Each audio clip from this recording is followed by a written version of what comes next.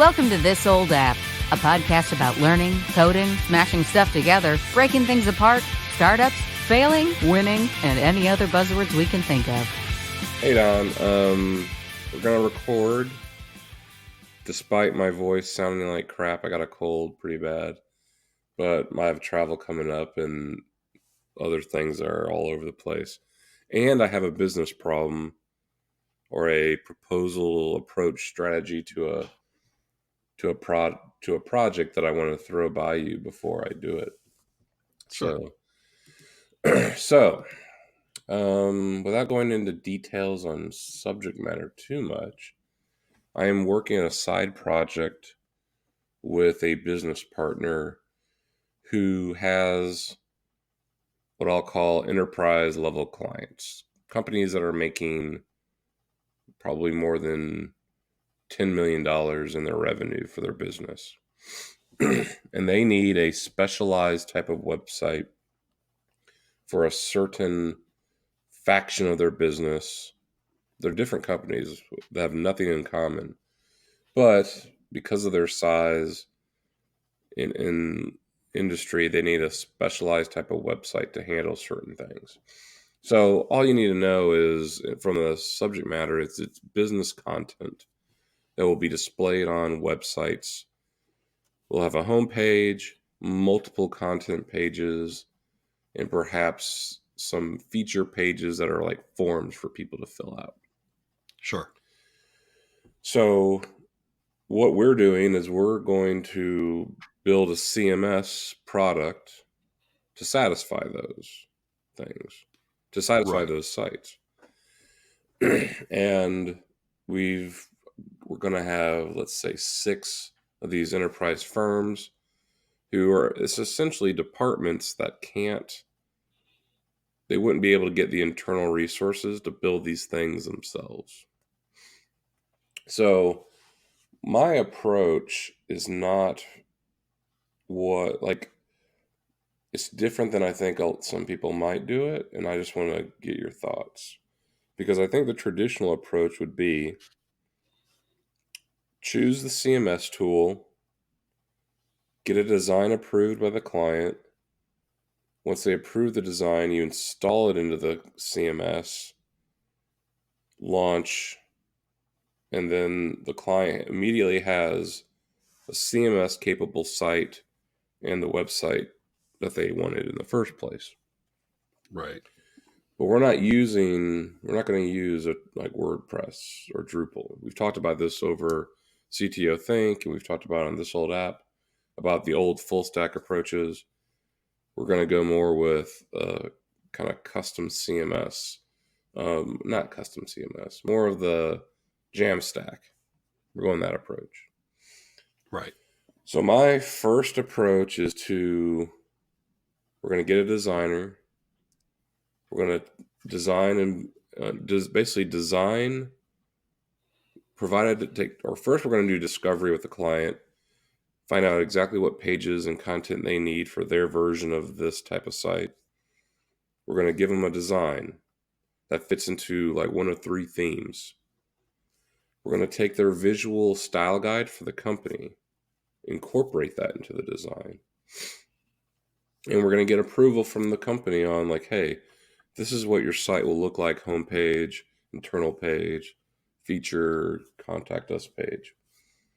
And get them to approve that approach. And then we're going to build the first sites in basically a static HTML system. I'm not touching the CMS until I have a website that looks and works with static CMS like the client wants. Sure. And I've got 6 months. Our budget is 6 months to do all this. And my goal is in the first 2 to 3 months to get the design done, design approval, change requests, and build the initial static, and we're going to use like React or something for it, to get the site ready at a beta level And the client can choose if they want to launch then without content management or wait for the CMS, which will take the next 3 months to build. But I feel like building the CMS without, like, we don't know how this whole project will go. We don't know anything about edge cases. We don't know how it's going to be working with these enterprise clients because I haven't worked with enterprise folks before. Not at this level. I mean, I've kind of worked as part of a firm that worked for enterprise clients, but all I've known is that they throw you lots of curveballs. And so Right. what I want to do is get design approval, build the site in a static way, and get that site like this is what they wanted. And then I go back in and fill in the blanks of, okay, how do you let them edit this content like they need to be able to do by installing the Jamstack CMS approach as a backfill, like in reverse, so to speak. And that's kind of my strategy. And I wanted to throw, and then also we build in the deployment system, like how does the once a client edits content, how do we deploy? How do they preview, stage it, deploy, production type of that pathway would be the next step. Now, in the meantime, if a client has content changes they want, we'll do them for them. And it's going to be, that's not like the long-term strategy. We can't make money doing it that way. But the idea is what I'm trying to do is pull design and edge cases and problems up front on the easiest build path, which is build a static site, and then build the system to manage those use cases in the last 3 months. So that's my pitch to you. You're the person outside looking in could say either I'm crazy or makes sense. Well, I think this is one of those areas where using the static site generators and the static site CMSs and things like that, this is where it's going now. If you were to try and deploy that strategy using a Drupal or a WordPress, my response would be, but that means you're not thinking about content types and all the structure that you need on something like a WordPress or a Drupal, and that's a recipe for disaster, really. But I think going to these static site CMSs, it's perfect. It's exactly what you want to do. And that's why these came about, is they allow you to go ahead and build the HTML, CSS, JavaScript, take it to the client and say, okay, here's the look, here's the feel. Is this what you're looking for? And we're oversimplifying this, obviously. But I do think with these generators, this is a perfectly fine approach. Because it's untraditional, and in a way, you could confuse the clients who are not used to this approach. Like, we're basically saying we're going to deliver you the end product you want, because the client thinks more about what the paint of their website they get delivered. They don't think about the CMS. So I think it could confuse clients. That's what I'm kind of worried that it might confuse the clients. Like they won't get why we're doing it this way. And that's what that's one thing I'm curious if you think the clients will be confused by it. It kind of depends on how well educated they are. What you're going to have to explain is the process for editing the content or adding new content before you go ahead and implement the CMS, and what it'll be afterwards. So you're going to give them this HTML and all that, and you'll say, if you want any changes, you got to come to us, and we'll put them in for X many hours, X dollar Yeah. hour, whatever you're going to do as far as the remuneration for it. And then you're going to say, but after we spend a little bit more time, you'll no longer have to Yeah. come to us for content changes. And that's where this works for eternity, as opposed to just being a short-term project to put together. Is if you allow us the extra time to go ahead and put the structure behind it that allows you to deal with the content, then you can deal Yeah. with it on your terms. I think it's easily explainable, but it kind of does depend on the sophistication of the client. So what I'm going to basically, now that you've told me I'm right, and I already thought I was, but now you've confirmed it for me.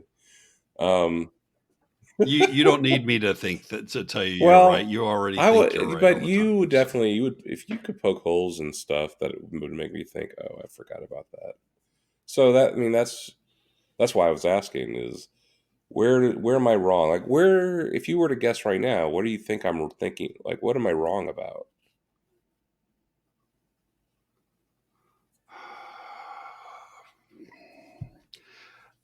I don't know that you are. I think one, you've kind of been in that Drupal WordPress world, so you're a little worried about Yeah. content structure, and dealing with design wholly on the front end and not structure to start with. But I can't imagine that your design is not going to be informed by the structure you see coming Yeah. in the future.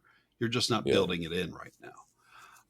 So that's number one. And two, it's just the client may get the website after 3 months, say, this is perfect, we don't need to do any more.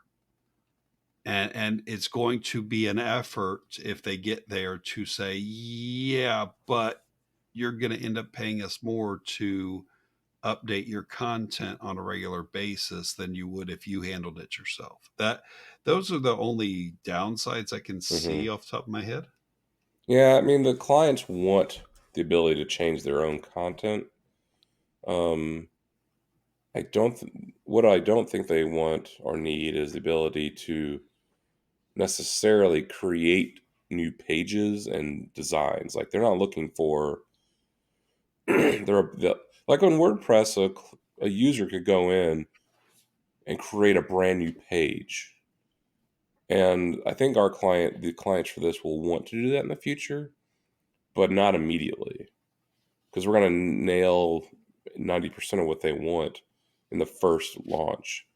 So that's where we'll have to get to. But I just don't, my gut tells me we'll know very early on. This is maybe perhaps the better thing. In the design process, we're going to learn about these folks and see what they're really like to work with. So we may need to fire Right. them if they're not good clients in the first place. Like, hey, you are taking this in a different direction than this product needs to be. So that would be part of the test. Right. But based on the feedback I've gotten from the business partner with these clients, they all are not that demanding in the sense of the need for this site is more function than form. And so they really just want something that works and fits in with the color scheme that their company has. Like if you were to go there, you wouldn't be like, oh, this is Acme Inc. and it looks like some other company's kind of boilerplate thing. So we're trying to get to a point where they approve the design early and we don't waste time on building the wrong thing. And that's really what I'm trying to, I guess, save up front. Okay, let me think what else on here. I've got this little strategy document I put together.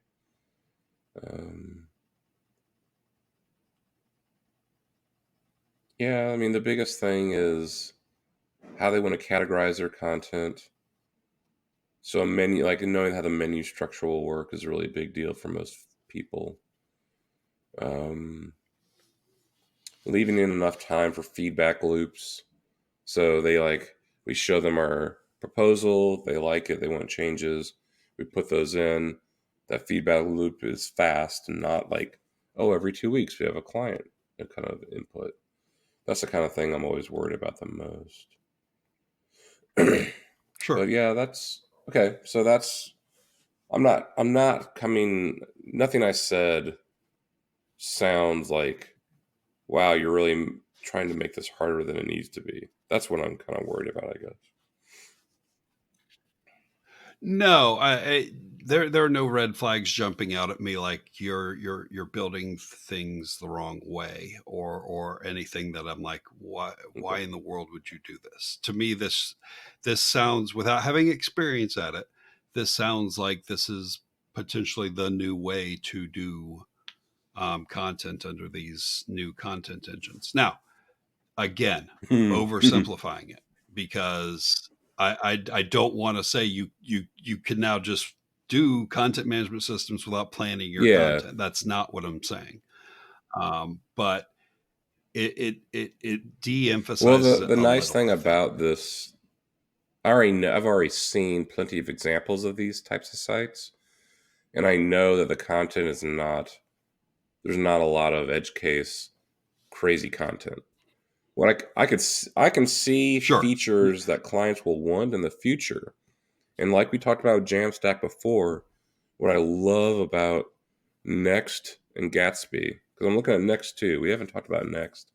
I haven't really experimented with Next too much yet, but you can have static pages that are driven by Markdown or driven by JSON, and then you can create a whole page that's like a true React application.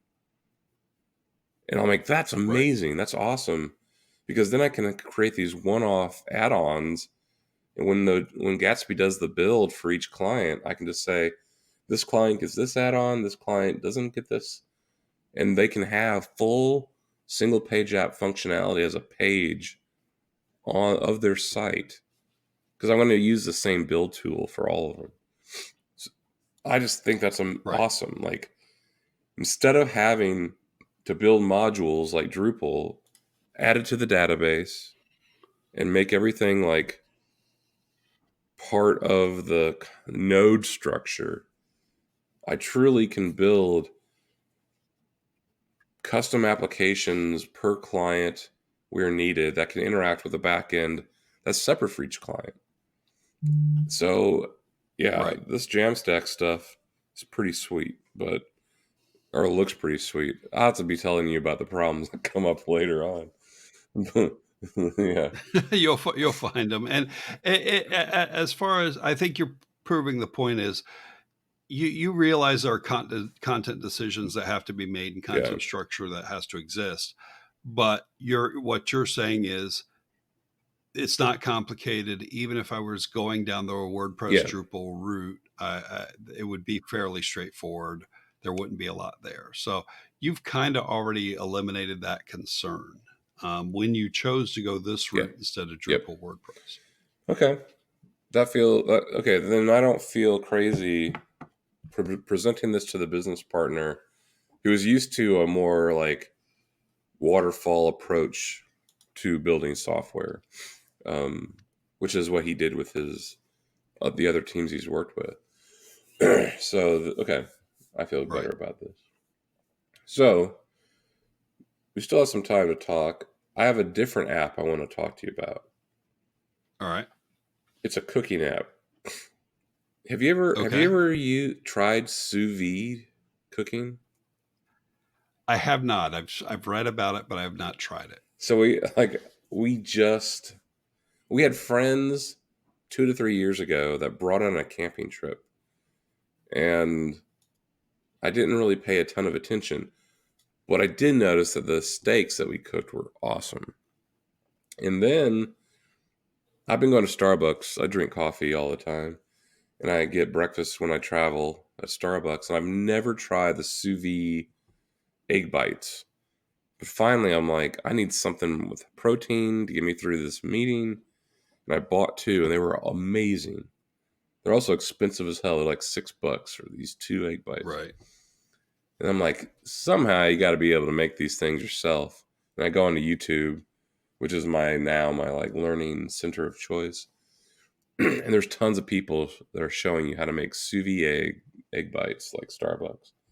I made them this morning, and even Megan was like, "Whoa, these are dang good." And I'm like, "This tastes just like the egg bites I made at Starbucks." But the idea is, you get a bucket of water, so to speak, a big um, tub of water, and you put this device that warms the water up and circulates it, and it keeps it at a steady temperature because water is much easier than air to regulate the temperature and to Sure. keep it uniform across the whole body of water. And so the idea is that you put your food items, your proteins or vegetables, I guess, in a airtight bag and let them cook in the bag, like in the water, to in a steady temperature for 1 to 2 hours, or more if you want. But I think the idea is it's longer, slower cooking at a very uniform temperature, which means you can predict it very well. In Right. my heart, my biggest problem with cooking has always been getting the right volume of wellness done. Like medium rare is how I like my steaks, but also getting that kind of charred thing on the for the outside. So with sous vide, you basically cook it to the if you have steak, you cook it to the wellness you want, and then you go and put it on the skillet for 2 minutes on each side, a hot skillet, and get that charred effect after the fact. Which Yeah. is when I grill, I put it on the grill at high temperature on either side, and then turn the temp down to try to get the wellness right. Right. And it depends on how much I'm distracted by other people, or someone hands me whiskey while I'm doing it, but I can get inconsistency there. So we're trying the steak tonight, but like it's one of those things where my mom has cooked for years, and I told her about this, and she's never heard of it. And I'm like, this is yet another example of a food technology that's been around a while and is just now hitting the mainstream in the last 5 years, I guess. Because the Right. devices, apparently restaurants have been using these for years to get uniform, like, wellness for their meats. That's how they're able not to waste food, by cooking things wrong, by using this type of system. But the Right. devices cost $500 to $1,000, and we paid 80 for this thing. It's the Innova, what do you call it?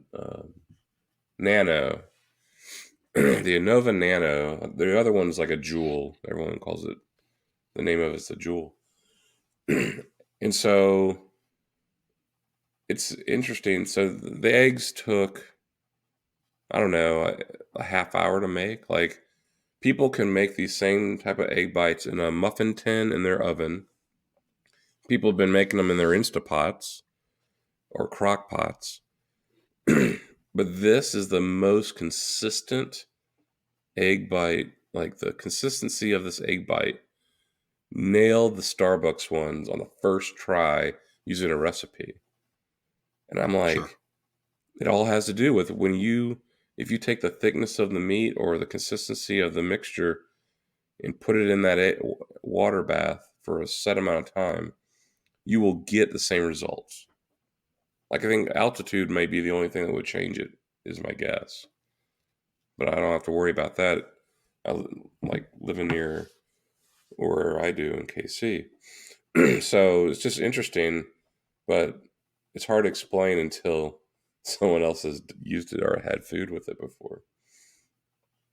But So is there an app that was going to come out of this that you wanted to talk about, or you no, just want to that talk is about the sous app. vide It does have cooking? an app. Oh, okay. It's technology. It's a new. Okay. No, Oh yeah, that's yeah. cool. I'm just BSing about a new technology. This has an app with it, of course, that connects my phone to the device to set the timer and the temperature, and I've got to like incorporate recipes. How much I need that, I don't know. Like, you could put, like, I guess you could go away for out, like, if you were to put steaks in, drive away from your house because it's not really a fire risk. You could then control it from your phone. For I think the Jewels and the more expensive Annovas have Wi-Fi access, or internet access. But I don't think I'm gonna care that much about that myself. But people can do that. I think what I find most cool about it is that I'm able to take this new technology, go onto YouTube and see all of the influencers that have quality videos about how to get started, the technology reviews. Here's a recipe. Watch me do the recipe. Now I go and try it, and it worked. Like I've started like the learning factor for technology coupled with the online tutorials is just another thing of like, dang, we have a ton of power at our hands now that before it would have taken me out to read a book and somehow map what's being written in the book or the like IKEA type of diagram to learn how to use this thing. But I Yeah. can watch these people who, for the most part, are not like people think of influencers as these video game kids and people that want to be models on Instagram. It's like, no, there are some people that are really just positive about, I like to cook this way. I like to do this hobby. And I'll show you how to do it. And it's just one of those things of, we live in a pretty cool time around applications and technology. And so the next step is to know if I can make this steak tonight, and I'm not telling you about how bad I failed at it on the next episode. But I feel confident having done the eggs, and I'm like, I think I can do the steak thing right. Well, and the cooking is one of those areas that this world we live in has really improved, right? Because cooking does take a good amount of knowledge, and a little bit of for lack of a better term, a little bit Yeah, of bravery, that you're willing to just try something. And if it doesn't work out, you either eat it and don't enjoy it, or you throw it out and go out yeah, and get something. But 20 years ago, if you wanted to try something, it was, okay, I just bought this new cookbook, or I went to the library and looked at this cookbook, and we're going to try and replicate it. Whereas you're right, the videos, I know you've seen the tasty yeah, videos and the other videos that we call them mesmerizing videos on Facebook, because you're scrolling down Facebook and all of a sudden they're making this interesting thing on a tasty video, and you end up watching it for 2-3 minutes because it yeah, actually looks good. So it makes you feel empowered that you can go and do that same thing. And cooking is one of those things that everybody's got to do it at some point.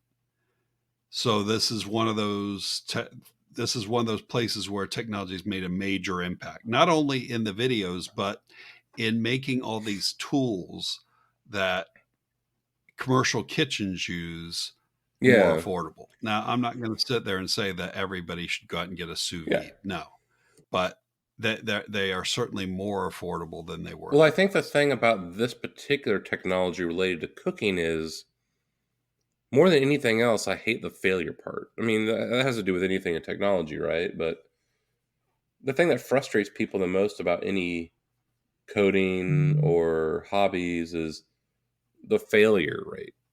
And when the nice thing about this approach is, it feels like this approach to cooking reduces that failure rate, which is why Instapot's so familiar or so popular. Right, Because I don't even have an right, Instapot, but I know why people like it. Because I've done crock pot cooking. It's like, you basically just throw everything. You don't really have to do much from a prep standpoint or precision standpoint. Dump it all in there, turn it on, wait, like go off and do your thing, come back 8 hours later, you're pretty much done. And that's why Instapot is, except it's faster because of the pressure, I guess. And it's the same idea. with this sous vide thing is you're able to get stuff prepared the way you want it without too much worry that you're going to screw it up. Which is, every time I cook on the grill, I'm like trying to balance out the smoke of the heat of the charcoal, the wood chips, and all that. And I'm not saying I'm going to kick all that to the corner, because in the summer, there's nothing like better than cooking on the grill with wood chips and hickory smoke and stuff. But this is just an interesting, for whatever reason, I avoided this for a while, and now I'm just like, oh man, I could have been doing this. This is easier than I thought. So I thought I'd bring that up because I thought it was cool. Yeah, no, it's cool. But then my mom's like, well, now you have to cook for us when they visit. And I'm like, oh, that's true. So so it better be easy, because I know I got to show more examples of it. Yeah. Now you got to do it. All right. That's all I got today. I've extended my voice longer than it can go. That sounds good. All right. We'll talk again soon. Cool, man. Your voice recovers. Yep. Talk to you later. Thanks for listening to This Old App. Show notes and previous episodes can be found on our website at www.thisoldapp.online.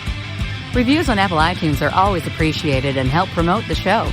For questions, comments, or things you would like to hear on future shows, please email us at hello@thisoldapp.online. Show music is Guns Blazing by Fab Claxton, licensed by Pond 5. Voiceover work by MeganVoices.com. You'll hear from us soon.